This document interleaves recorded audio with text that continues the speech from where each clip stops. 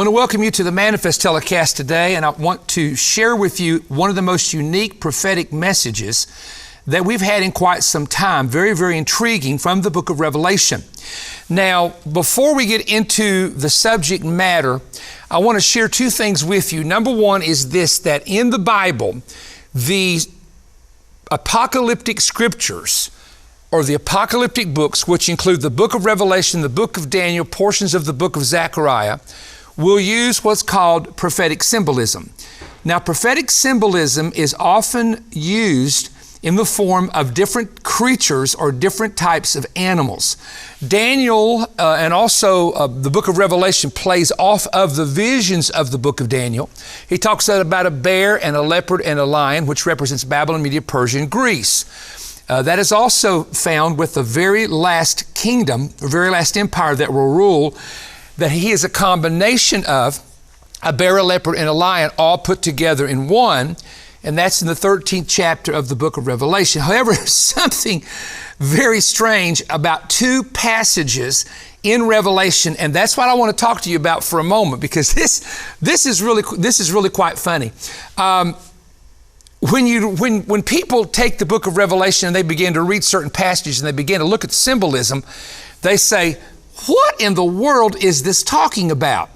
And most of the time, if we go to the book of Revelation called the Apocalypse in Greek, and you compare it to the book of Daniel, you start getting what the interpretation actually is.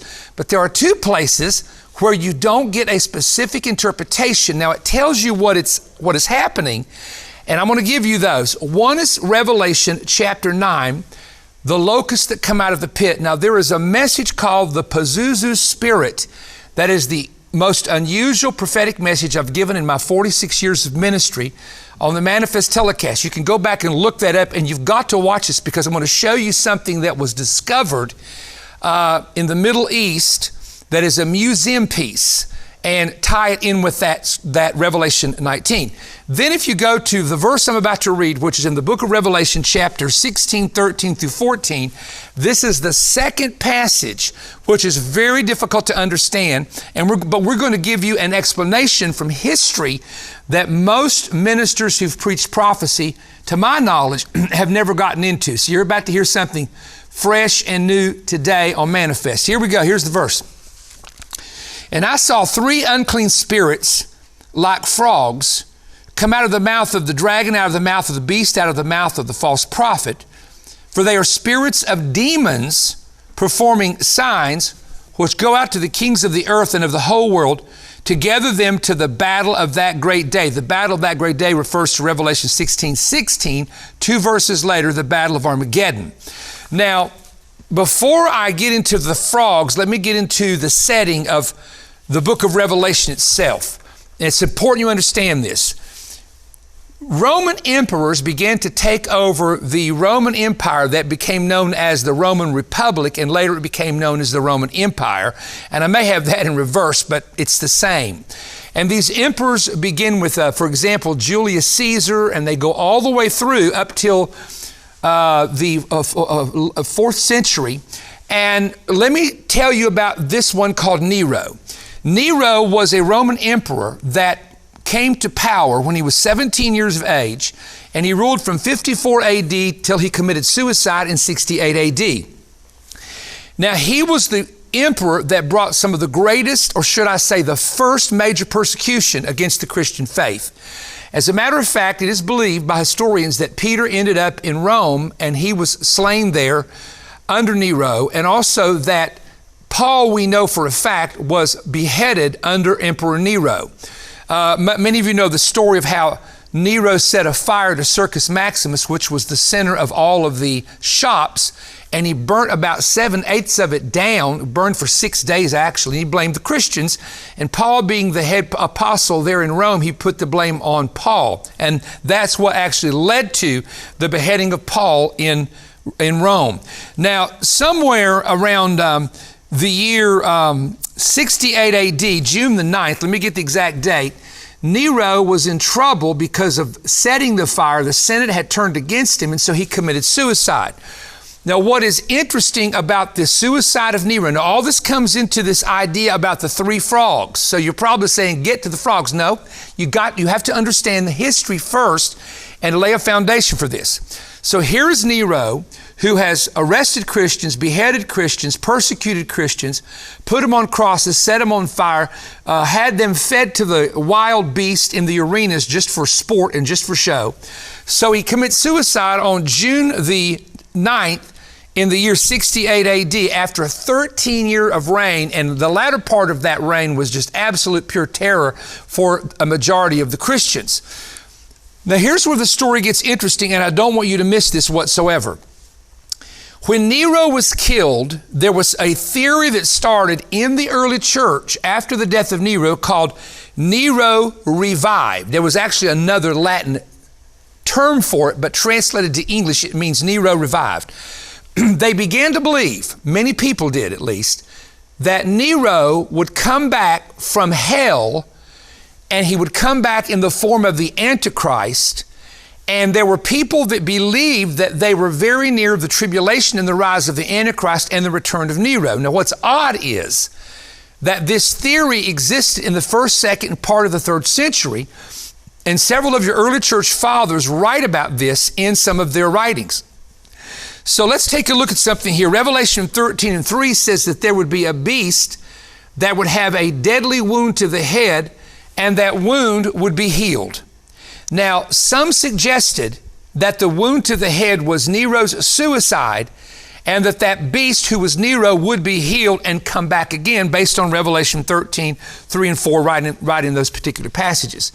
And then we had a situation in Revelation 17:18, I say a situation, a verse, which was written that the beast that was and is not and yet shall be. Now they said, well, Nero was, he existed, he is not. This is when the book of Revelation was written. But he shall come again. This is not what the Bible teaches. This was interpretation by some of the bishops in the time of the early church, because when they wrote this, a lot of great serious persecution was breaking out against Christians, and some of them thought they were actually in the tribulation. So it says that the beast would come out of the abyss or the bottomless pit and would come back again and rule. And now what that referred to was an empire of prophecy that was dead, that existed, that was not, but would be. And in my opinion, it's the old Babylonian Empire, of which consists of Syria. There's the map over here somewhere. Syria, Iraq, and Iran. That is the territory where the beast, or we call the Antichrist, will come in the future. Now, having said that, I want you to follow me here, because this is very, very significant of what we're about to talk about. This gets into the three frog prophecy. Let's show them the three frog prophecy in Revelation chapter 16. We know that there's a bear, a leopard, and a lion in Daniel that represents Babylon, Media, Persia, and Greece. But is there any reference to a frog representing an empire? The answer is no. Is there any reference to a frog representing a person? The answer is no. But so you go to history and say, okay, where does the idea of a frog connect with what John saw in the book of Revelation? And the answer is very bizarre. First of all, a frog was a god that was worshiped in ancient Egypt all the way back in the time of Moses, when the Exodus began to take place. The frog god represented fertility, but it also represented sexual disregard for restraints, especially any form of sexual restraint. So that's what it represented among the Egyptians as a god. However, there is a three-frog story that is connected, believe it or not, with what's called the Nero legend. Now, notice that in the book of Revelation, these three frogs, and these now let me say what they are. They're actually spirits of demons. And I know this is a very bizarre, strange verse. Most preachers don't even touch this. I don't know why I'm the guy that has to preach the stuff that nobody else seems to preach, but some of you seem to appreciate that. So we'll go with the people that appreciate the teaching and teach it to them, I guess. But when you talk about the frogs, there is the dragon, there is the beast, and there is the false prophet. So there's three different people: the dragon, the beast, and the false prophet. Now the dragon in Revelation chapter 12 is none other than a symbol for Satan himself. It actually The Greek word there is a keen-eyed serpent, a serpent that can see very clearly with its eyes. So dragon there in Greek refers to a serpent. The serpent in Revelation 12 is that old serpent called the devil. So we have Satan represented there by the dragon, and the dragon has 7 heads and 10 horns. Those are prince spirits and empires of prophecy. I'm trying to abbreviate this. It gets very complicated. Then you have the beast himself. So the dragon is Satan and his representatives in the tribulation, demonic representatives. And then we have what is called the beast, and the beast has 7 heads and 10 horns. 10 horns are the last 10 kings that rule during the tribulation period with the Antichrist. They're identified as the 10 toes in Daniel chapter 2 on that metallic image, the very end of days, the very last of days, 10 kings. And there are actually 10 nations that 10 kings rule, more than just 10 kings. And then they are identified as the 10 horns in the book of Daniel and also the book of Revelation. Horns represent authority. And of course, these will be 10 nations, predominantly in Europe and the Middle East, that will align themselves with the Antichrist, actually for preservation purposes, because he's going to make war and no one's going to be able to make war against this person when he rises to power. Now, if you look at this, it says that these spirits go into the mouth, and I don't want to get into something weird or strange here, but demons, when they possess a person, they enter and exit through the mouth. And there's an actual personal family story I could tell that would take way too much time to talk about that. So anyway, and I know I just opened up a can of worms, and I'm going to get 1,000 questions on teach on that. Maybe one day I will, but again, I kind of like to sometimes get into these things that nobody else likes to talk about. Here is what's interesting. A demon spirit goes into the mouth of the dragon and his leaders, and into the mouth of the beast and his leaders, and into the mouth of the false prophet himself. And the mouth is interesting because in Daniel and Revelation, it makes it very clear that whoever the Antichrist is, he, quote, speaks blasphemies. Revelation 13:5 says things against the Most High God. That's in Daniel 7. Speaks bold things, Daniel 7 verse 8. So the power of the Antichrist is going to be through his ability to speak in what he says. And he will be very crafty with his words. And it will be done through the spirits that are alluded to in Revelation chapter 16. Now, this story of Nero was written by an archbishop in the year 1275. Nero wanted to kill his mother for having given him birth. But here's what it says. The physician and masters blamed him and said he should not slay his mother that had borne him in sorrow and pain. Then he said, make me with and after to be delivered, that I may know the pain my mother suffered. Which by craft they gave him a young frog to drink, and it grew in its belly. And then he said, but if you make me to be delivered, I shall slay you all. And so they gave him such a drink that he had to vomit and cast out the frog. And they bare him on his hand, that because that he abode not his time, it was misshapen, which yet he made to be kept. Now I know that last part sounds very confusing. So basically, when Nero vomited this frog up, it was deformed, and he did not want to destroy it, but he had it to be kept. Now what I'm about to tell you is totally bizarre and shows you a complete sociopath, okay? Nero ordered that the frog be kept as his heir at his palace in something he called the Hidden Frog Basilica. After his suicide on June the 9th in 68 AD, Romans found, and these are people searching through the palace, found the frog and threw it out of the city and burned it. Here's the point. This happened in 68 AD, where it all came to a climax about this weird frog that when it got in its belly, ended up being deformed, vomiting it out, etc. And it came in and out of the mouth. The book of Revelation was written in the year 95 AD, or let's say approximately that time. 68 to 95 is about 27 years.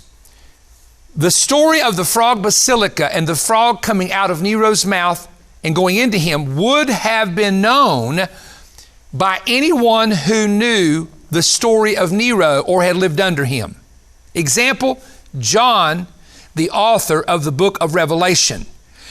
He lived under the rule of Nero. Actually, when Nero died, Domitian came to be emperor, and Domitian is the one that exiled the Apostle John to the Isle of Patmos, I believe, hoping he would die. And he would have known about that frog story, and he didn't write this, Revelation 16, based on that, but the people of his day would have known the story and realized that it represented the evil of Nero. Nero was a picture of the Antichrist, and how there was a frog that came in and out of his mouth. That's the point. They would have known that. So when they read this, they would have, it would have kind of clicked in their mind and referred it back to Nero. And of course, that may have given a little bit more ammunition to the 1st and 2nd century of people believing Nero would be revived, come out of the pit, and he would be the Antichrist. Now, I do not believe that. There are some great scholars that believe that. I believe the Antichrist will be a man, because you'd have to bring Nero back from the dead, resurrect him again, and kill him again. And that gets into all these non-biblical complications. Daniel 7 and 8. I was considering the horns, and there was no little horn, a little one coming up among them, before whom 3 of the first horns were plucked up by the roots. And there in this horn were the eyes of a man, and a mouth speaking pompous words, or great words, the King James says. Daniel chapter 7 and verse 20. And the 10 horns that were in its head, this is the beast now, this is the Antichrist system, and the other horn which came up, before which 3 fell, namely that horn that had eyes and a mouth, which spoke pompous words, whose appearance was greater than his fellows. Now here again, my emphasis is the words being spoken out of the mouth of the beast, which is a term used for the Antichrist and his system. In Revelation 13, 5 through 6, there was given to him a mouth speaking great things, and blasphemy and power was given to him to continue for 42 months. And he opened his mouth in blasphemy against God, to blaspheme his name, his tabernacle, and watch this, and them that dwell in heaven. Who do you think's dwelling in heaven by Revelation 13 that the Antichrist is cursing? It's the saints who have been called up to meet the Lord, because in Revelation 11, we are at the bema and the judgment seat, and by mid-trib in Revelation 13, the Antichrist comes to power. So that's the setting in the context of what's being said here. Let me talk about a frog for a minute. A frog spirit, not the spirit of a little frog, but just as certain symbolism represents empires, notice how an evil spirit is compared to a frog. Number one, frogs live in dirty water most of the time, or can live in dirty water. And the Holy Spirit, of course, is compared to living water or pure water. So the frogs or spirits live around dirty things. Number two, they make a lot of noise that disrupts peaceful sleep at night. I've actually been around areas where there were a lot of frogs, and they just croak all night long. And unless it's a sound that can put you to sleep, it will disrupt your sleep. At night, they can hinder your sleep. When you expose a frog, they jump around trying to hide. Woo! I'm thinking of some people right now. You can hear them croaking, but you don't always see them. You know, we have a pool in the backyard, and I remember one time hearing a frog, and it was driving me nuts. I'd walk around, I'd look, where is he at? You can't find him. He's not, of course, in the water, because I have a saltwater pool. They die if they get in the salt water eventually. And it must have been a big one. He was just all day, especially at night, man, they come out there. But we were looking for him during the day, and we couldn't find that rascal. So think about evil spirits. They live in filthiness of the flesh or the filthiness of the spirit. They use people's mouth to make a lot of noise to try to disrupt or distract you. They can. What happens when that noise comes? It can hinder your sleep and your rest. When you go to expose them, they run and try to hide and jump to another place. And number 5, you can hear them croaking or saying their wickedness or their slander or assaults, but you don't always see them because they try to conceal themselves. Don't use my name. Don't say it was me. Frog spirits. These are the spirits. This is the unclean spirit represented. So there again, we see a strange symbolism in the Bible, a frog. We see how the characteristics of that creature can compare to the activity that an actual evil spirit does. Now, don't get me wrong. Frogs are not demons. Frogs are not evil spirits. It's a symbol Somebody was thinking that just now. It's a symbol that's in the Bible, but the key is the mouth. And when the Antichrist comes and the false prophet comes, they will say things and create counterfeit miracles like calling fire out of heaven and all sorts of things to deceive the entire world. They will deceive them with the words of their mouth. And I think one of the greatest things that the body of Christ has to be aware of is the mouth of other people, and not getting caught up in the mouth of someone, excuse me while I say this, that has a frog spirit, an unclean spirit working in their mouth. And I could actually preach a whole nother message on those types of spirits using the tongue and using the mouth to attack and disrupt, to try to discredit and to harm.